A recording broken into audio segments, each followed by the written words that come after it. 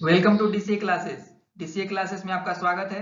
मैं यहाँ आपको बताऊंगा most important daily current affairs. मेरे चैनल को सब्सक्राइब करें, लाइक करें और नोटिफिकेशन पाने के लिए बेल बटन को दबाएं। हम लोग 9 और 10 मई की ओनली इम्पोर्टेंट करंट अफेयर्स देखेंगे। तो बने रहिए मेरे वीडियो में अंत तक और बिना स्किप किए हुए पूरे वीडियो को ध्यान से देखें। चलिए आज का पहला क्वेश्चन देखते हैं। आज का पहला क्वेश्चन है, हाल ही में रेड क्रॉस दिवस कब मनाया गया है? इसका आंसर होगा ऑप्शन बी 8 मई। हर साल विश्व स्तर पर 8 मई को वर्ल्ड रेड क्रॉस डे मनाया जाता है। इस दिन को रेड क्रॉस और international committee of the red cross Henry Dunant की जयंती के रूप में मनाया जाता है। यह दिन उन लोगों को समर्पित है जो भोजन की कमी, विभिन्न प्राकृतिक आपदाओं और युद्ध सहित किसी महामारी से पीड़ित होते हैं। ठीक है, चलिए अगला देखते हैं। हाल ही में भारत सरकार ने विदेशों से भारतीयों को लाने के लिए किस मिशन की शुरुआत की है? इसका आंसर होगा option B Vande Bharat mission. Bharat सरकार ने विदेशों में फंसे भारतीयों को स्वदेश लाने के लिए भारत वंदे भारत मिशन नामक सबसे बड़ा निकासी अभियान आरंभ किया है। इस अभियान के अंतर्गत सरकार कोरोना वायरस लॉकडाउन के कारण विदेशों में फंसे लगभग 15,000 भारतीय नागरिकों को वापस लाएगी। चलिए अगला देखते हैं। हाल ही में किस देश ने अपना नया रॉकेट लॉन्ग मार्च 5B सफलतापूर्वक लॉन्च की है? ठीक है, लॉन्ग मार्च 5B ये चीन ने की है। चीन ने चांद पर लैंडिंग की योजना के तहत अपने नए रॉकेट लॉन्ग मार्च 5B को सफलतापूर्वक अंतरिक्ष में पहुंचा दिया है। यह रॉकेट वेनचांग लॉन्च साइट से लॉन्च किया जाएगा, जो चीन के हैनान द्वीप पर स्थित है। ठीक है, चीन की राजधानी बीजिंग। चीन की मुद्रा है रेन मिनबी और चीन के राष्ट्रपति हैं शी जिनपिंग। चलिए आगे बढ़ते हैं। अगला है, हाल ही में किसने आयुष संजीवनी ऐप लॉन्च की है? इसका आंसर होगा ऑप्शन बी डॉक्टर हर्षवर्धन। केंद्रीय स्वास्थ्य मंत्री डॉक्टर हर्षवर्धन ने आयुष संजीवनी नामक एक ऐप लॉन्च किया है। आयुष संजीवनी मोबाइल ऐप कोविड-19 की रोकथाम के लिए आयुष चिकित्सा प्रणालियों के उपयोग की स्वीकृति तथा जनसंख्या के बीच इसके प्रभावों से जुड़े डेटा बनाने में काफ़ी उपयोगी साबित होगा। इस ऐप के जरिए 50 लाख लोगों के डेटा जुटाने का लक्ष्य रखा गया है। अगला है, हाल ही में किस देश ने मुद्रास्फीति से निपटने के लिए अपनी करेंसी बदलने का निर्णय किया है? इसका आंसर होगा ऑप्शन डी ईरान। ईरान सरकार ने अपनी मुद्रा का नाम बदलकर तुमान रखने का फैसला किया है। ठीक है, तुमान रखने का फैसला किया है।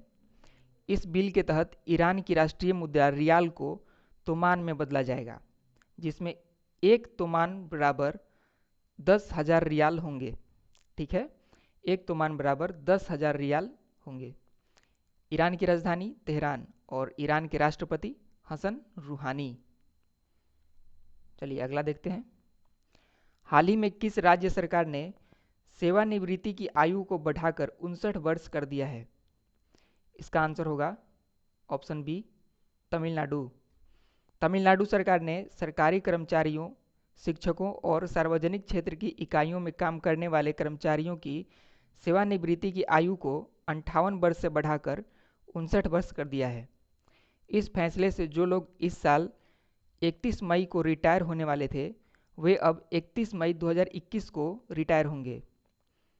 ठीक है, तमिलनाडु के सीएम के पलानीस्वामी और तमिलनाडु के राज्यपाल बनवारी लाल पुरोहित।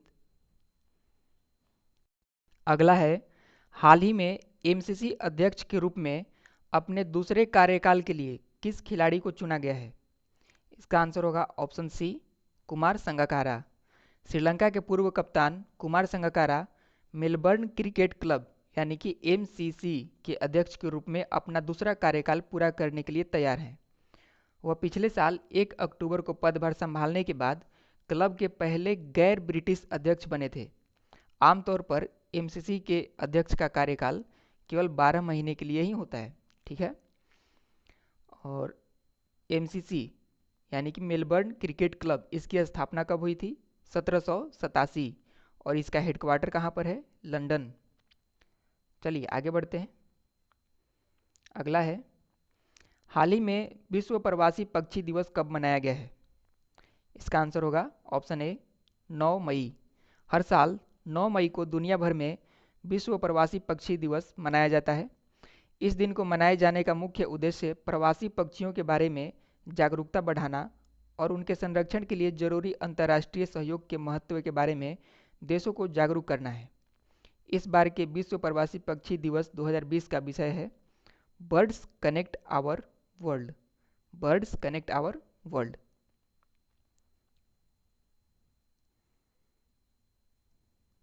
अगला है, हाल ही में मूडीज ने वित्त वर्ष 2021 में भारत की जीडीपी ग्रोथ को घटाकर कितना कर दिया है? इसका आंसर होगा ऑप्शन ए 0। मूडीज ने चालू वित्त वर्ष 2020-21 के लिए भारत के सकल घरेलू उत्पाद यानी कि जीडीपी की ग्रोथ को अपने पिछले अनुमान 2.6% से घटाकर 0 कर दिया है। साथ ही 2020-21 के लिए भारत की जीडीपी वृद्धि दर 6.6% होने का भी अनुमान लगाया है। मूडीज का हेडक्वार्टर न्यूयॉर्क में है और इसके अध्यक्ष एंड सीईओ कौन है? Raymond W McDaniel. ठीक है, इसके अध्यक्ष एंड सीईओ दोनों एक ही हैं, रेमंड डब्ल्यू मैकडैनियल जूनियर। ठीक है, इसको ध्यान रखेंगे। चलिए आगे बढ़ते हैं। हाल ही में किस राज्य सरकार ने पान मसाला को 1 साल के लिए बैन कर दिया है? पान मसाला को 1 साल के लिए बैन किया गया है झारखंड में। झारखंड सरकार ने राज्य में पान मसाला के 11 ब्रांडों पर 1 साल का प्रतिबंध लगाने का फैसला लिया है। यह आदेश राज्य में खाद्य सुरक्षा आयुक्त नितिन कुलकर्णी ने पारित किया था। सभी नमूनों में एक घटक के रूप में मैग्नीशियम कार्बोनेट शामिल पाया गया था। झारखंड के सीएम हेमंत सोरेन। झारखंड की राजधानी रांची। झारखंड के गवर्नर कौन है? द्रौपदी मुर्मू।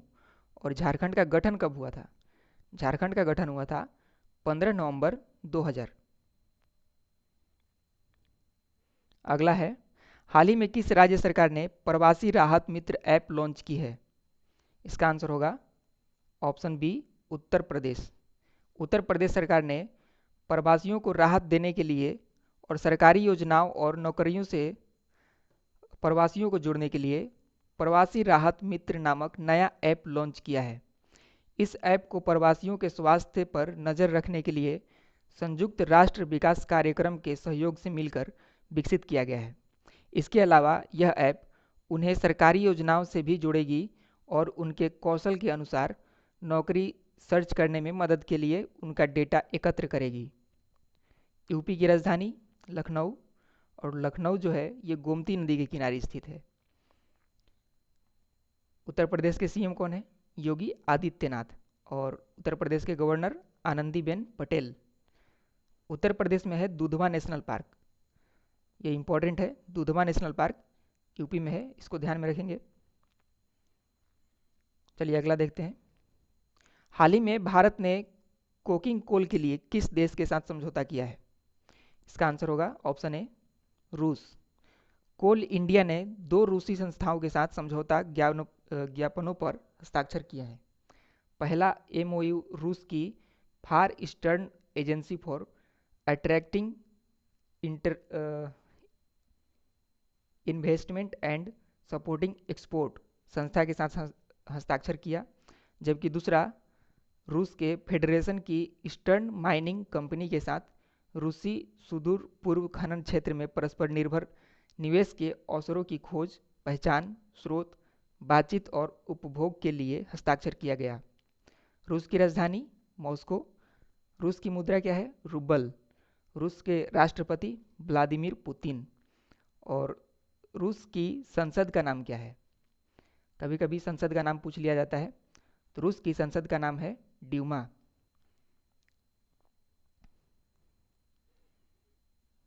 दोस्तों कल का सवाल था, हाल ही में किस राज्य सरकार ने प्रवासियों के लिए एग्जिट ऐप लॉन्च की है?